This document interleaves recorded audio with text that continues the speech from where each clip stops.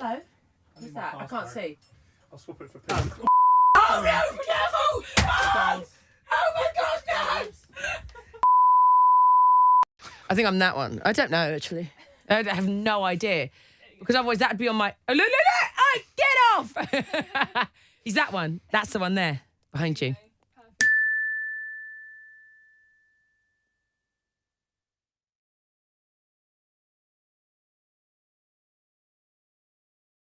I wanted to sort of start from the beginning of your career.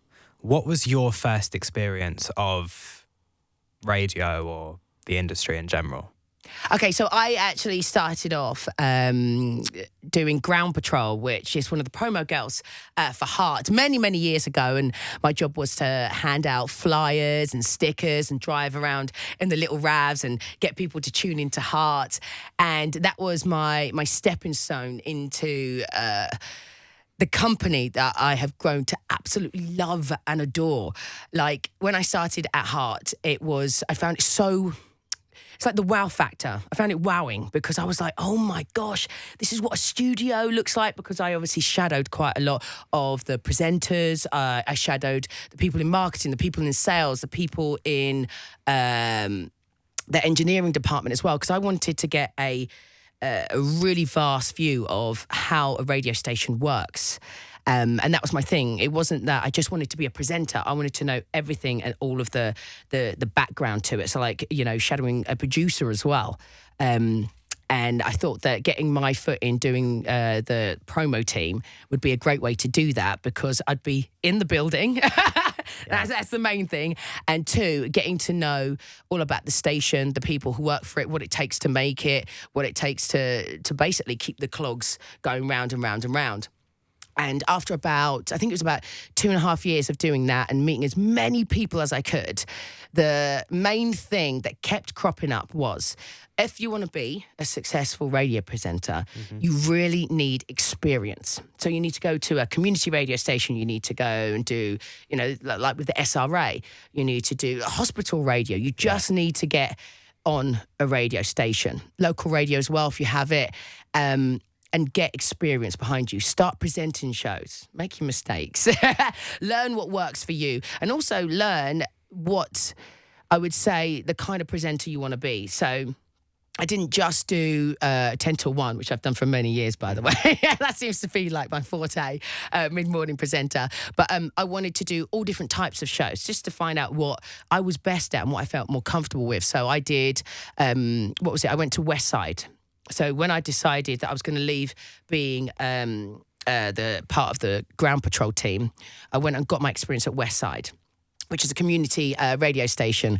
And I started off co-presenting with a friend of mine called Andrew.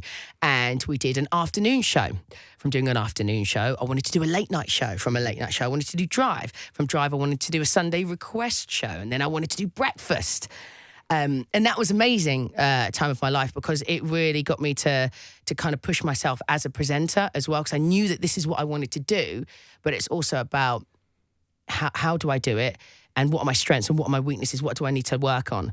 And when I was doing the breakfast show, so bear in mind, I was travelling all the way across London to get there, and I was getting up, I think about 4 a.m., to make it in for 6 o'clock in the morning. And this was actually got quite difficult because I was paying rent, wasn't living with my parents, and I'd stopped earning money because when I was doing the breakfast show, which was I think it was like 6 till 9, it was then, I had a dog as well, so it was hard then for me to go all the way across London at that time, do this radio show, and then go all the way back home, walk my dog, and then start a different job. So I was doing 5 days a week, but then when money started running out, it became 4, and 4 became 3. And then I was only doing it twice a week because obviously, breakfast being the pinnacle of a station, I wanted to keep at it because I then started doing some shows on my own. And doing a breakfast show on your own is very hard, but I found it a challenge. So I was like, I want to keep doing it. And it got to the point, because I think I was there at West Side for about 2 years, 2 and a bit years. I then thought, right, in all this time that I've been here, I haven't once learned how to make a demo. This is why I always tell people, learn everything. Yeah. Don't just go, okay, I want to be a presenter, I want to learn the desk. Learn everything, okay? Because it will come up to a certain point when you need to be self-sufficient. And if you're not, you're then going to have to wait around on other people. And if they're busy, you're not getting that chance and you're not being the first, you know? And that's what I always push people to be, is the first. Because if you wait, someone else will get in there, like a lot quicker than you. So I learned how to make a demo. And I did have some help with that as well, because it was the first one that I'd made. And I sent it out because I thought, I'm going to have to stop doing this because I need to earn money. I need to work. And I was doing promo at that time. And what time do you start promo? Generally around about 9 o'clock, sometimes 8 o'clock in the morning, because I'd be flying for different companies, or I'd be giving out bottles of water at a train station, and that all starts very early in the morning. So yeah, I left, had loads of demos under my belt, and I made sure that I sent them to the places that I wanted to send them to. And do you know what? I was going to say luckily, but it's not luck at all, actually. It's through hard work. There was a station called Choice, which is now Capital Extra. And one of the demos that I had actually sent had got through to them. They asked me, and I quit West Side, I think it was on a Thursday, and I said, I won't be able to come in next week because I need to work. I need to find some more promo jobs because I need to pay the rent. So I gave my letter in on the Thursday. They had already covered my shifts by the Monday, so they were fine. And it got to Friday. That was my last show. And I thought, right, okay, I'm going to kick ass. That's what I'm going to do. So I basically sent it out, and I went and actually visited where I wanted to be, which was in this building. Yeah. And I came in, and I actually spoke to the person who was running Choice at that time. I got myself into this building, and I did myself a demo specifically for here. And I ended up doing a couple of shows over Christmas for them, covering a guy doing 3 a.m. till 6 a.m. Then from there, don't worry, this story does speed up because I am talking for about an hour here. From there, I then was given what was I doing? That slot. I was given 3 a.m. till 6 a.m. Did that for just under a year. From there, I got daytimes. From daytimes, I also did weekends as well. And then from doing a couple of years there, I had Capital knock on my door. So I went from, think about this, daytimes on Choice, but Capital was where I wanted to be at that point in my life. So when they came knocking at my door, I was actually offered 3 a.m. till 6 a.m. And everyone would that I knew was like, but why would you do that when you've got a show here that is, I think I was doing 12 till 4 actually on Choice. Why would you do that to go and work overnight? Oh, you're crazy for doing this. And I was like, well, no, because that's where I want to be. So I need to get my foot into that door. I always had a plan. And even though that my friends couldn't see it, and that is quite a hard show to present as well, because bear in mind, I was getting up, I think at the time, I was getting up about midnight or 1 o'clock in the morning to get there. But I knew once I got my foot onto that station, you were in. I'm in, and I will work my ass off hard, and I will get daytime. So that's what I did. Went there, did a year of 3 a.m. to 6 a.m., then did a couple of months of cover as well, where I was main cover, and then got 10 till 1. And then from there, I went over to Kiss and did the famous Christie show. I did that for 2 years. And now, here, which I think is about 4 years now. I think it's 4 years that I've been here. It was just before COVID, actually, that I came. And the special thing about Heart for me is that this is the building that started off my career. It's where I wanted to be. I hold it quite close to my heart because I remember speaking to Toby Anstis. I shadowed his show, right, as a young Ground Patrol member. And I said, one day I'm going to be where you are. That's a fact, but I know it's going to take a long time to get here. But I said, watch this space. He remembers that conversation. Wow. I'm now doing this show that he did.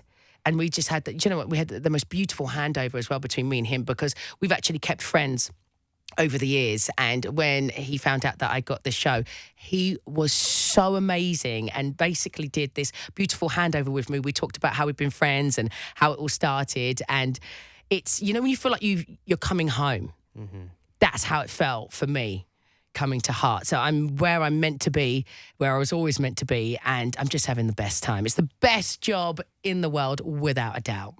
Wow. So you said you always had a plan. Yeah. Your first day on ground patrol, Mm-hmm.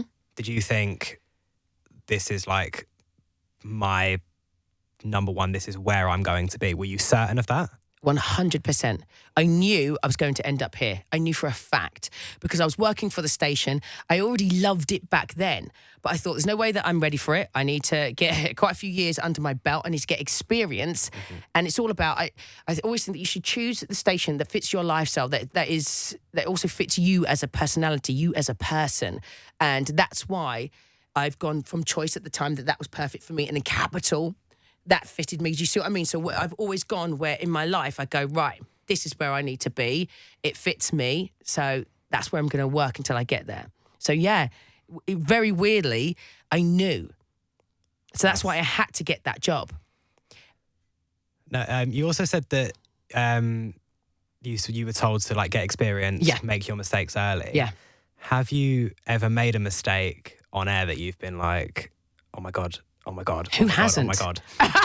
Who hasn't? You name me a radio presenter that hasn't mucked up at least 15 times. Of course we do. Like, I even get scared about the smallest of things. But remember, when you're in the studio, it's you and then millions of people listening to everything you do. So even if it could just be you're a bit slow doing a segue. Segue is obviously, when you go from one song, a piece of, I call it an ident or like a sweeper, and then you go into another song, right? Yeah. Sometimes if I'm not too quick on it or I'm a bit too slow and there's like a half a second of silence, you can feel really bad because in your mind it's like, oh my gosh, this is just awful. But it's not really. Yeah. Do you know what I mean? But it's just because it's on such a grand scale. But yeah, I've slipped up. I've lost my train of thought before where so I do bullet points, right? So I have a bullet point of a great story that happened to me over the weekend. And then as I'm telling it, all of a sudden I realize, where am I going? Where am I going with this? So I just trail off and then I'm thinking, get it back. But you're doing it in your mind whilst you're speaking, making no sense at all. And then in the end, you just go, right, Justin Bieber's next. And you get out of it and you're like, no! You put the mic down and it's just like your heart sinks and you're like, why did I do that? Or pushing the wrong button. Yeah. Like, we can all easily do it, but do you know what I've learned over the years? The one thing that helps you being confident, number one, is actually making mistakes and learning from it. Because once you've made one mistake, trust me, you don't do it again. You really don't. But it's about not panicking. So back in the day, if I did something and it was wrong or I was too slow on something, I panic and then you almost kind of like play 5 things at the same time because you're like, oh, quick, something.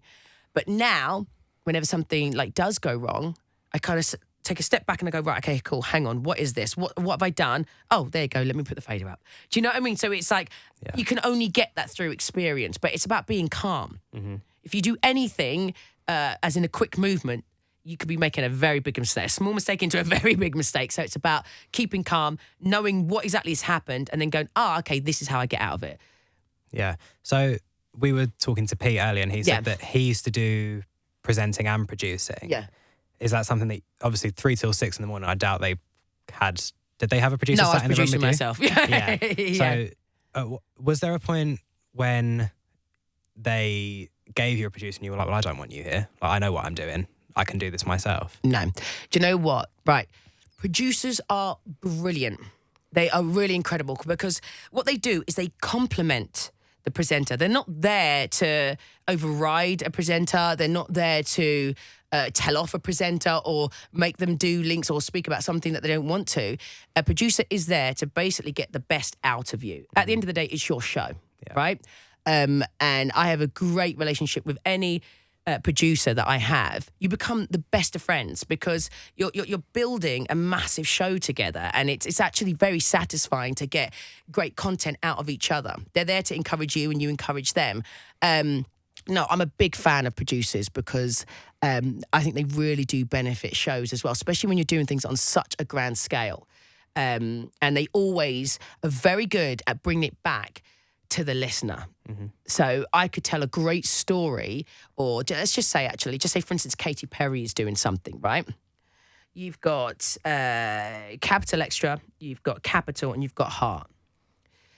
We all play that artist, right? how does each station or each presenter from each station do the same piece of content but make it relevant to their listener?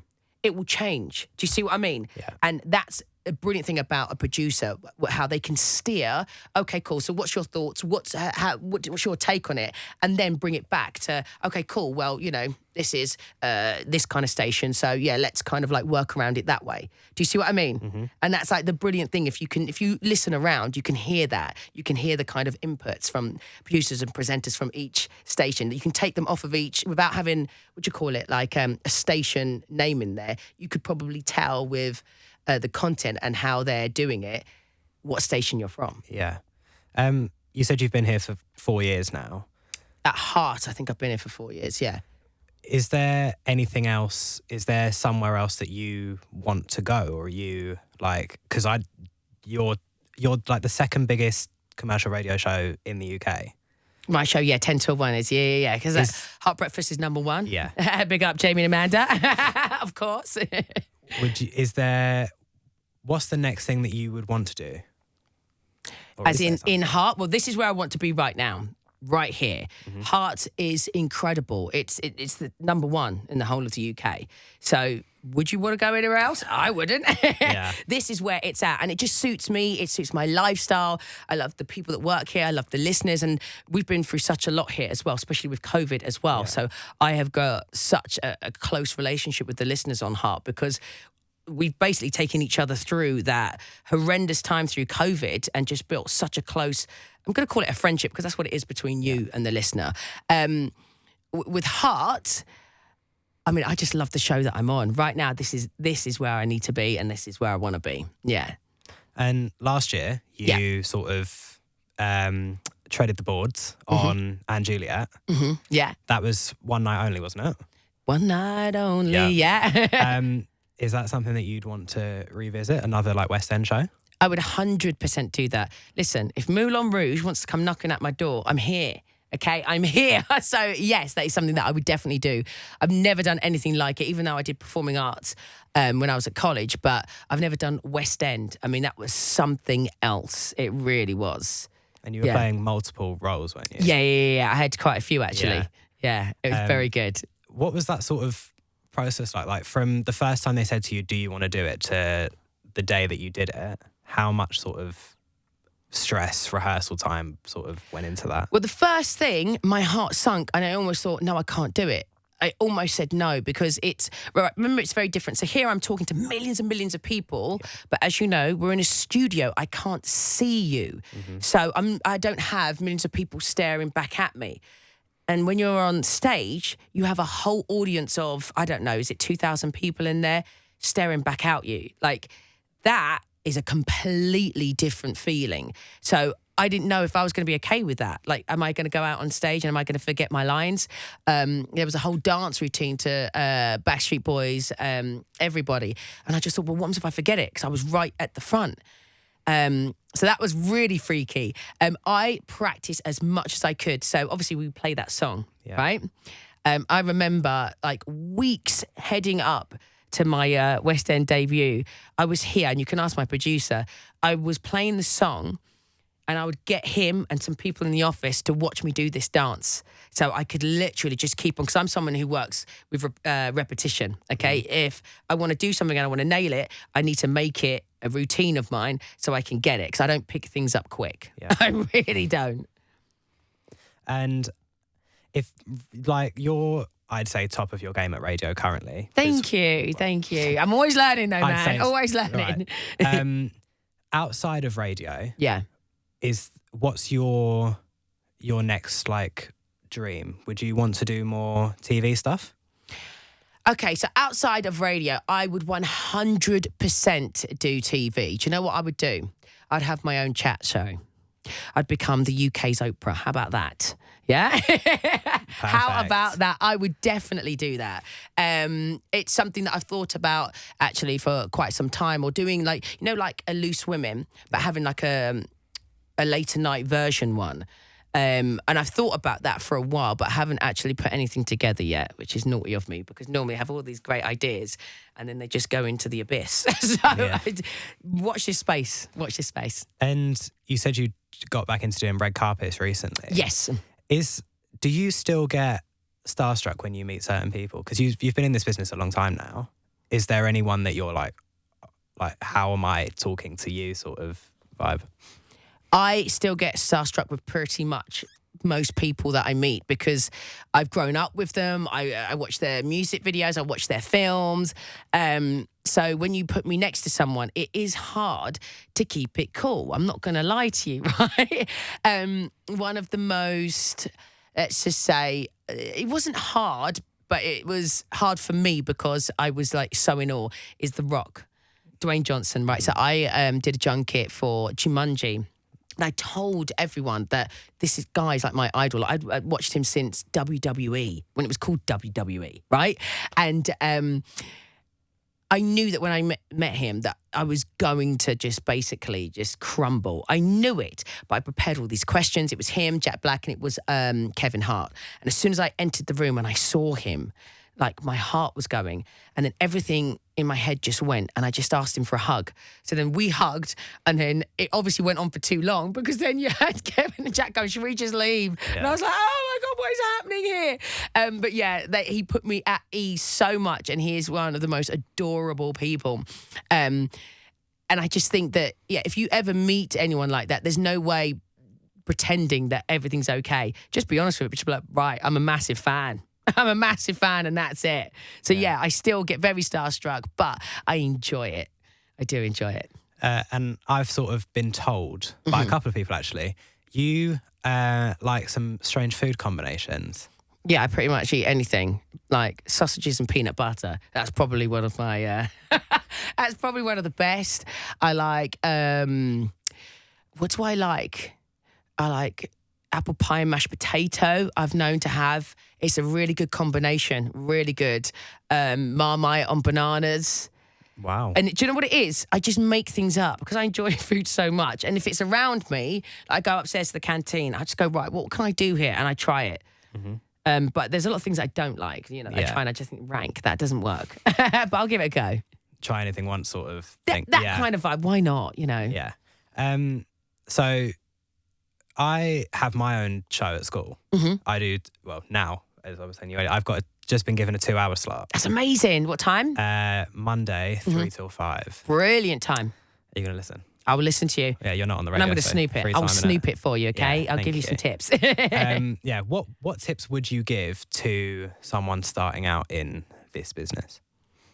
Okay, well, the first thing, and it is probably the main thing, is be you. It is so easy to look up to your idols, to look up to people who are already successful, and you, without knowing it, you kind of copy them. Because you're listening to them and because you're learning from them, you start to copy their characteristics, you copy their style. And the one thing that is going to set you from everyone else is your personality. It's your life. It's your opinions. So try and be as authentic as you can and be you. So listen and do take tips from other people, but don't copy. I would say do not be afraid of critique, okay? It's going to happen throughout your whole career, and it's good. No one is out to sabotage you, right? So if it's a friend, if it's someone on your station, if it's your manager, if it's your team leader, and they give you some feedback and you don't particularly like it, it is a skill in itself to not take it to heart. You've just got to go, right, okay, cool, right, so I need to work on that, I need to work on that, and I need to work on that, and then improve. Because the moment you start getting offended or you see it as negative, that's when it will stunt you, like, growing as a presenter. And I would also tell you to listen to as much radio as possible, but listen around. Don't just stick to one particular station or one particular presenter. Listen around, get a real broad aspect of radio and learn as much as you can from it. Like, as I said in the beginning of this conversation about, if you want to be a presenter, don't just do presenting. Learn how to produce your own show. Learn how to do demos. Learn how to edit demos. And learn how to take calls. Because how we're chatting right now, normal conversation, when you talk to a listener, whether it be for a competition or whether it be for a call-in that you're doing, some presenters can change themselves because all of a sudden they want to become like this radio person. So then they put on this kind of persona. It's not about that. It's about you being you. So get experience doing it. Like I used to do it. I used to kind of like put on, my voice was all over the place. And what did I do? I used to speak really fast when I was talking to callers. And what did I do? There's something else that it took me a while to get out of my rhythm of doing. It was speaking too fast. I know that. Hang on a minute. My mind's just gone blank. It's to do with callers. And it's going to come to me. It would come to me like when I'm at home. And I'm like, oh, yeah, that was it. What did I do? That was it. Reel them on and reel them off because you're getting, what's the word called? You know when you're getting a little bit flustered or maybe nervous. Maybe it's just that nervous energy. So what you do is you could have a great piece of content with them. You say something, and then because in your mind you're like, right, okay, cool. Maybe you want to get the call out quickly. Yeah. You're just not listening to what they say, and then you get them off. So then what's the point of putting that call on if it's not really good, then why is it going to air? Do you see what I mean? So it's about being relaxed, and it's about, once again, it's about practicing. You might think you're brilliant at it, but then doing it on air in that situation, when you are on a time constraint, are you sounding natural? And if you're not, just get practice doing it. Yeah. I don't even know how many points I've made. I might do one more tip. Hang on a minute. I think I'm going to do one more tip and then that's it. I could just talk forever. I'll take as many as you can give me. What would I say? In the future, always have a plan. That's what I did. So I want you to be specific in what you want. So if I say to you right now, okay, what station in the future would you love to be on? What would it be? This one. So you'd say Heart. I've had Heart in my house for literally my entire life. Yeah?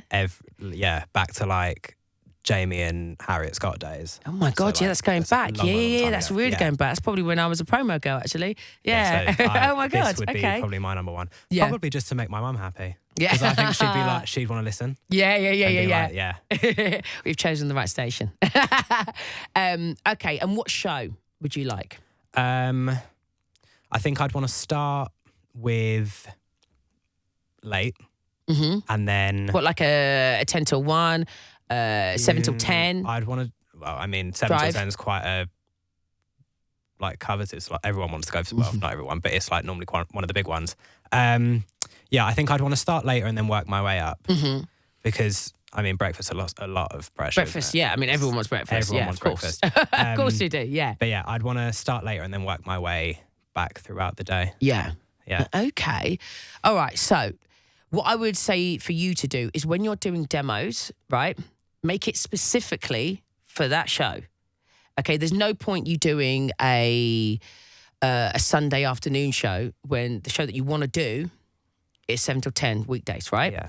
Because what you want is that when the station manager hears your demo, they want to hear you sounding perfectly at that time, on that slot, on this station. You want to basically give them something where they could go, right, let's put that person on air. Mm-hmm. So, you know, I think a lot of stations get generic demos.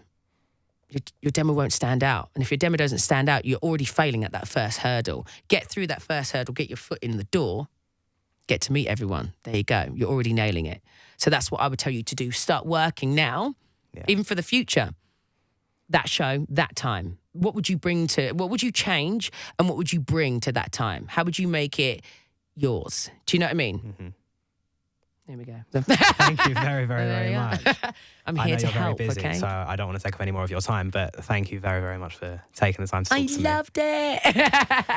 It's very good. Bravo. Yay!